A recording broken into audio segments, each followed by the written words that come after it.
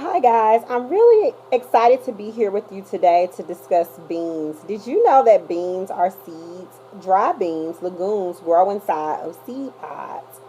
Beans are like the embryo of the plant. Therefore, they are packed with good nutrients like iron and fiber.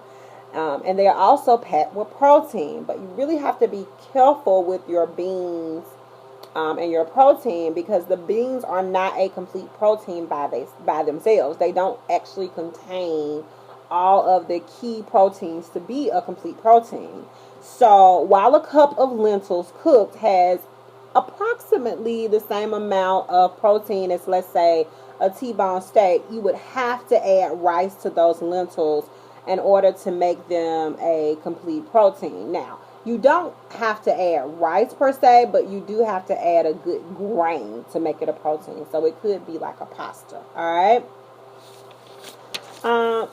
Beans are high soluble fibers, and that's what makes high. Beans are high in soluble fiber, and so that makes them a healing food. Studies show that diets high in fiber cut cholesterol by 10 to 15%.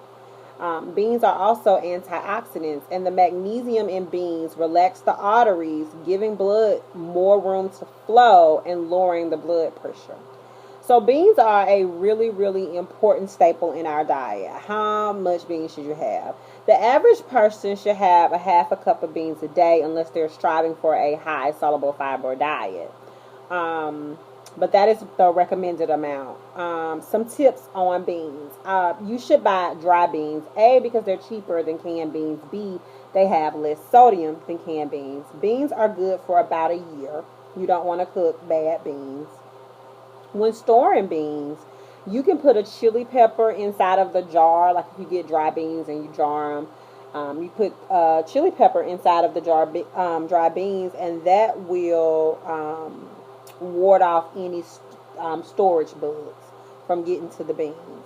You can soak beans and continuously rinse them through their cooking to help eliminate the extra gas we get when we eat beans that haven't been cleaned well.